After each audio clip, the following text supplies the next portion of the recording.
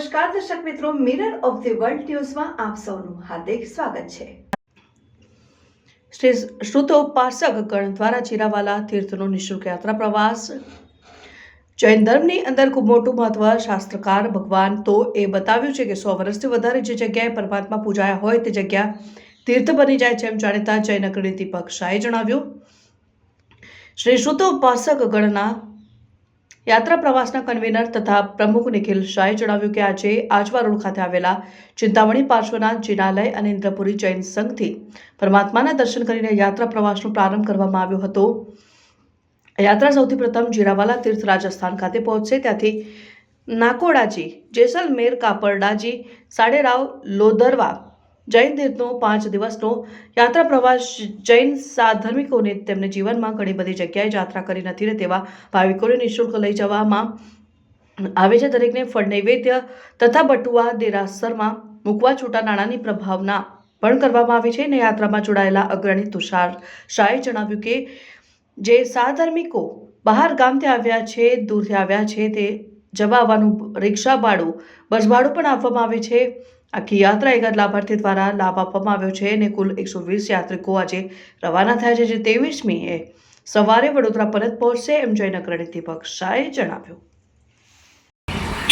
આજે ઇન્દ્રપુરી જૈન સંઘના પ્રાંગણમાં ઊભા છીએ। શ્રી ચિંતામણી પાર્શ્વનાથ દાદાના દર્શન કરીને આજે આપણે શ્રુતોપાસક ગણના નેજા હેઠળ સીધા સહધર્મિકોને લઈને રાજસ્થાનના યાત્રા પ્રવાસો જઈ રહ્યા છે। આ યાત્રા પ્રવાસ સંપૂર્ણપણે નિઃશુલ્ક, એટલે કે જે સહધર્મિકોની આવક મર્યાદિત છે એવા સહધર્મિકોને સમાજના અમને ડોનેશન આપનારા ડોનરોને સહયોગથી અમે આજે આ યાત્રા પ્રવાસનો દર વર્ષે કરતા હોઈએ છીએ।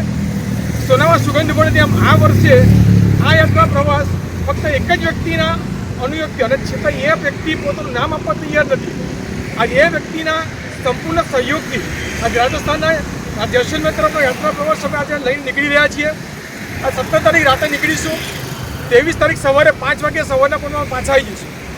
આ 5 દિવસ અને 6 રાતનો અમારો આ પ્રવાસ અમારા રાજસ્થાનના જીરાવાલા પાર્શ્વનાથ, નાકોડા પાર્શ્વનાથ, જેસલમેર, લોધરવા પાર્શ્વનાથ, કાપોડાજી, આ બધા તીર્થોની યાત્રા કરીને એના મુખ્ય તીર્થો થયા। એમ તો અમે 11 થી 12 તીર્થોની સ્પર્શના કરવાના છીએ અને ત્યાંથી અમે 23 તારીખે સવારે પાછા આવવાના છીએ। કેટલા યાત્રિકો છે?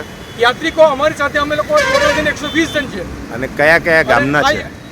કયા ગામથી આવેલા છે?